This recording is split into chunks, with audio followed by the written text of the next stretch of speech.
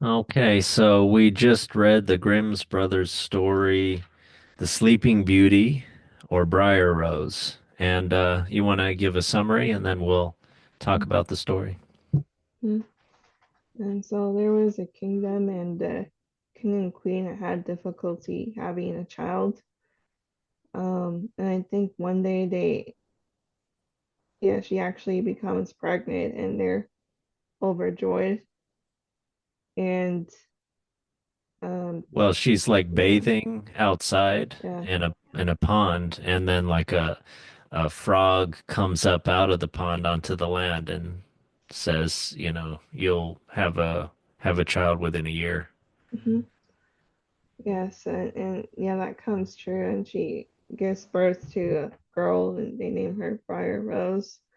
And to celebrate that, the king and queen decide to throw a grand feast and celebration. And the king decided to invite the wise women of the kingdom. And um, there's 13, but he only has enough golden plates to invite 12. So he decides that one will have to be left out. So when the celebration starts, the 13th wise woman, she that is left out, she feels enraged about it.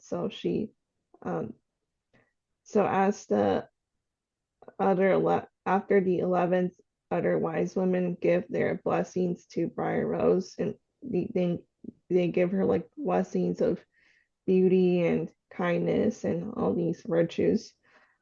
She interrupts the 12th wise woman, and she says that on the her 15th birthday, Briar Rose will prick her finger on a spindle, and she will die. And then she goes away.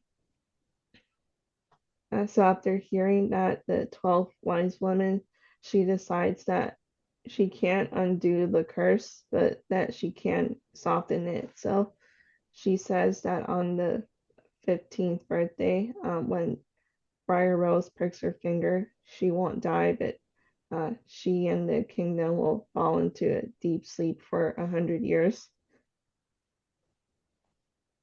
And so like, the years pass, and the king and queen are very protective of Briar Rose, and I think they take away anything that they like destroy all the spindles in the kingdom, and I think maybe just anything that might be dangerous.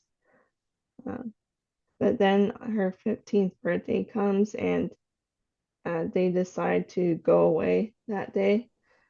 So yeah, on the day of her birthday, Briar Rose starts exploring around the castle, and she goes into all the rooms she wanted to see.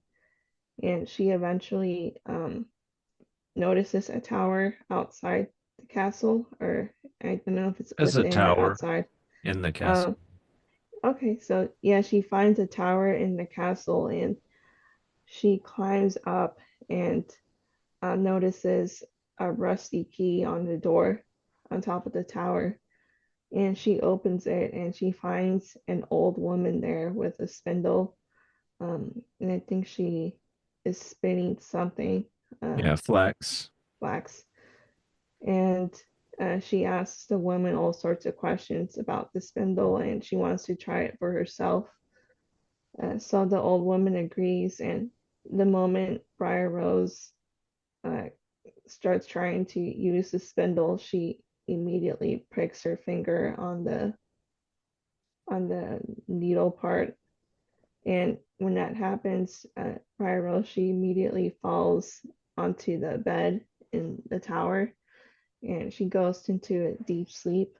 And so does the entire kingdom at that moment, like even the trees and birds and animals and the wind. Um, it just becomes completely asleep. Well, they were going to have a celebration, right? So there's all the nobility, I guess, gathered in the throne room or, Mhm. you know, and yeah. And yeah.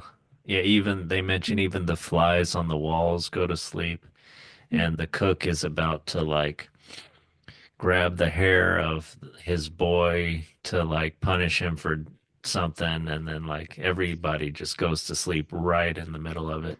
Mhm. And King and Queen had just got it back from their excursion, and they also fall asleep.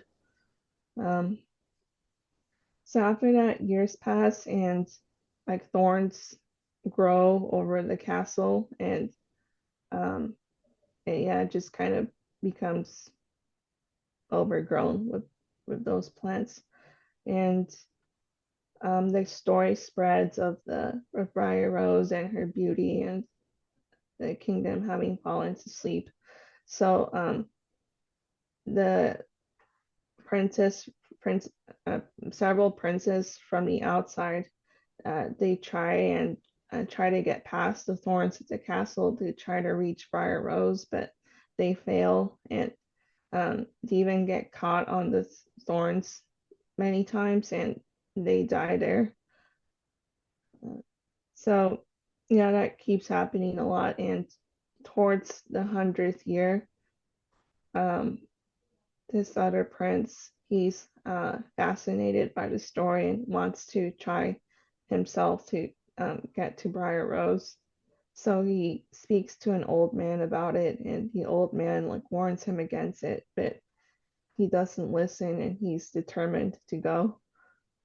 Uh, so he tries, and since by the time he goes, the 100th year had just passed, he actually finds that the thorns aren't there anymore. Like they had been replaced with roses, and they part ways actually to let him inside the castle. And when he's in the castle, he notices the entire kingdom asleep, including the court and the animals and everything we had mentioned. And he eventually makes his way uh, into the castle and finds the king and queen asleep, and he keeps going further and further and reaches the tower where he finds Briar Rose. Yeah, he's taken by her beauty and stuff, and he kisses her. And when that happens, Briar Rose awakes and smiles at him. And in that moment, the rest of the kingdom wakes up. Um, so they and life is kind of like exactly as it was before the moment they went to sleep. So the cooks in the kitchen are actually just continue going about their day. And I think the other cook finishes hitting the kitchen boy and stuff. Um, so the prince and Briar Rose, they go back down, they go down the tower and back into the court. And I think there's a celebration, and they get married and live happily ever after. Yeah. Yeah. Yeah, I thought it was interesting. I mean, you and I both noticed how it wasn't because of the prince's actions, really. There was no slaying of dragons. It was more like the 100 years had just ended, and so he could go. And there was no punishing of the old wise woman. And yeah, so in a way, there's no justice in this story. It's just like the king really, really angered the old wise woman, and she had issued, like the gods of old, issued a proclamation of death. But then, the 12th wise woman, maybe some representation of Christianity or something there, the disciples or something like that, had mollified that. But still, the mollified sentence was carried out to the T, and in the end, everyone lived happily ever after, but they lived in suspended animation for 100 years.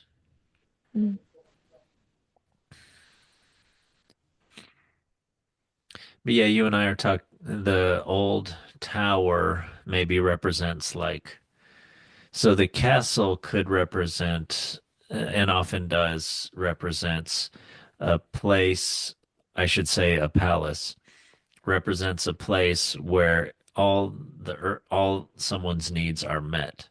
Mm, And they were her parents were a modern version or an ancient and a medieval version of bulldozer parents where they get rid of all the spindles. There's mm, obviously just like in many stories where there's a prophecy, a bad prophecy, like people do everything they can to prevent it from happening, but then of course it ends up happening in mm, some way they had not foreseen. And this one seems like it ends up being fulfilled by an agent that was seemingly was the wise woman that had issued issued the death mm, sentence. When when Briar Rose goes up into the tower, uh, there's some interesting details there. It's a winding staircase. There is a rusty key already in the mm, lock. The door springs open. It's like it was all supposed to happen. mhm, The rusty key I found interesting. It's you almost wonder if like that tower was there the whole time. mhm, That tower and that room with the old woman in it, it's mhm, almost as if it was waiting there her whole life. And then finally, when her parents are gone, her parents who are very protective of her when they're gone that one day on the day of her maturation. May, maybe it's an old day of majority back then, 15 years old, in the Spanish cultures in America, that's when you become a woman, that's your bat mitzvah. mm. But yeah, yeah, it's almost like it's an eerie kind of detail. It was waiting Yeah, to happen that whole time. yeah, and that old woman doesn't seem questioning or bothered by Briar Rose just showing up. And Well, it's kind of obviously, I like, mean, yeah, she's it's waiting. probably the, She's waiting for her. yeah. That's the reason she's in that room. Mm, But I wonder if there's kind of a spinning thing. There's like maybe there's a hearkening back to the lackeys, I think, the spinners of fate in oh, ancient yeah. Greece. And there were, I think, three of them. And so maybe that has something to do with the wise woman being the 13th. Yeah, and I remember in that myth, like when the thread is cut, that's like the end of like your life. Yeah, that's right. Yeah. So we have, yeah, her pricking her finger or something sharp. So it's Mm, as if the spindle is cut. There's some kind of connection there. And also, yeah, spindle, maybe some traditional implement of like girl becoming a woman, doing the so-called woman's work. And she's never seen one before, and so she's, utterly innocent. And she's never kissed a boy, presumably, and later on she gets kissed. So, you have many kinds of details about her becoming mature. yeah, and like the blood part maybe about menstruation or Yeah, something. exactly. Yeah. Exactly. And even maybe the prick in some way. It's wounding has to do with maturation and like uh coming of age ceremonies or Mm, like at least for boys, they're mm, often given like a symbolic or some kind of real wound. It's mm. this idea that they're not innocent and protected anymore. They're going out into the world where they need to have some ability to cope with the violence of the world. But in this story, she stays in the castle the whole time, in the palace the whole time, but death and everything comes to her. The woes of the world come to her. You can't protect your child. You completely, this idea. But yeah, I did wonder about the king only having 12 plates and there being 13 wise women. Obviously seems like a very big oversight or Yeah. something. That's basically what makes this story, besides the vengeance of the wise woman. Yeah, it's just very odd. Um, I don't know what those golden plates represent and the fact that he only had 12 of them, but why would he have 13? 12 is more like one of those numbers like 10, that's sort of a complete number, like 13, sort of an unlucky or bad number in Western culture. Like, why would there be 13 wise women? mhm, You almost think there's like she's an imposter or something. She obviously mhm, doesn't act wise. Like, there's a detail that we didn't mention in the retelling is that when they were having the celebration for the pregnancy of, or was it the birth? Anyway, yeah, I the don't first remember. there's two celebrations in this story, right? At the beginning and at the end. Mhm, And the for the beginning celebration, they mention that the 13th wise woman marches in without greeting anyone and abruptly uh declares the death sentence. And it's interesting they mention that because maybe there's something about her being rude or something like that. And also, yeah, she marches out without saying anything either. And they mention that too. It's interesting that she enters without the sort of human kind of greeting. mhm, Maybe she's almost more like a force of nature or something. She's pure vengeance, pure passion, pure vanity. Uh, yeah, yeah, I thought maybe the king not being prepared is you were kind of talking about how like a father often isn't prepared to have a daughter in particular. So like yeah, I mean him just not having that 13th golden plate is kind of symbolic of that, or uh, yeah, yeah, that he like that mistakes will be made at some point or at the in the beginning. Uh, yeah, yeah, something like that, right?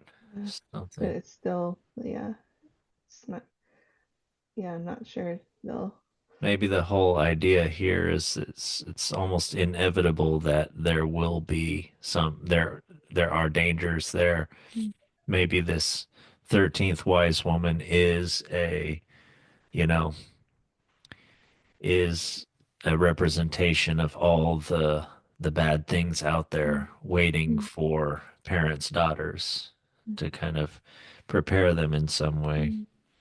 But yeah, you can't think of everything. Yeah. Well, anyway, yeah, I enjoyed this story a lot. I liked it was a little bit haunting reading the part about how everything fell asleep, you know. Yeah. And in that very moment when she felt the prick, she fell down upon the bed that stood there and lay in a deep sleep.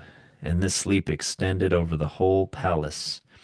The king and queen who had just come home and had entered the great hall began to go to sleep, and all of the court too. The horses too went into the stable, and then the dogs, the pigs, the flies on the wall. Even the fire that was flaming on the hearth became quiet and slept. The roast meat left off frizzling, and the cook and the kitchen boy, everything. The wind fell, and on the trees outside the castle not a leaf moved again. Yeah, that was a little haunting, I thought. Mm, Yeah, it's interesting that stillness and then surrounded by the briars that grow every year, taller and taller. mm, No one can enter, and generations pass outside, you know. mm, And that's different than death. I mean, that's a suspended animation. It's a strange thing. The few fairy tales that I know, I can't think of anything quite like that. mm, But yeah, it's not life, it's not death. It's unnatural. This glass kind of preserved existence. You know, it's very strange. But maybe that's something to do with grief or something, you know. I don't know. Yeah, any thoughts about what that might be? Mm.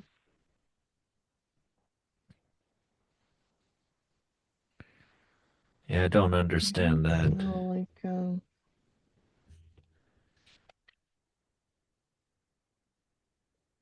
yeah, I don't know, just like seems like just something unresolved until the Right. right right place and time kind of occur, or I don't know.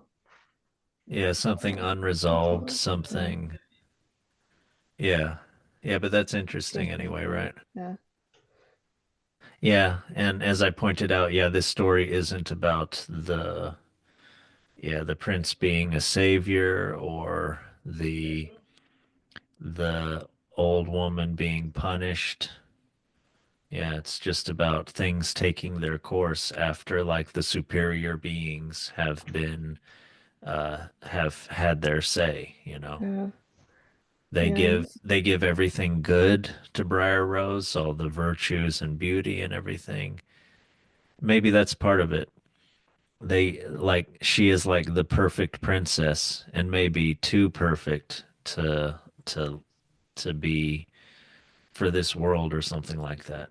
mm, And there has to be some kind of balance there. So they punish everything for everything around there, everything in the palace or something, mm, or yeah, they take their life away for like 100 years or something. mm. What were you gonna say? I just said I found that interesting when you pointed it out. Like most of the stories you read, courage and bravery accomplished something, but not in this story, really. Yeah, It's just yeah, this about story is patience there's more about fate. and yeah, fate, patience, and yeah, just waiting. Yeah. I mean, is it quite about patience or waiting? It's more like Mm, they were just uh in suspended animation mm, for 100 years. They weren't waiting. mm, Everybody oh, else was waiting, but everybody else mm, forgot. Like mm, generations went by and they just thought this was how it's going to be forever, mm, probably. You know, don't try your luck there. You know, there's been many people that have mm, tried this briar patch and then they've passed away from their hubris or whatever it was, mm, from their, ignorance, the naivete. But anyway, yeah, it seems like this story is more about the superior forces will have their way. And it is a little bit they are a little bit like the gods of yore in but maybe like with a positive kind of repainting of them a little bit because the 12 of the 13 ones are good and they mm, give all blessings, they give all good things. And then only one of them is jealous, wrathful, and everything, sort of like Hera from mm, Zeus's wife or something. Okay, well, yeah, maybe we'll see more parallels with this story a little bit later. mm. Take care.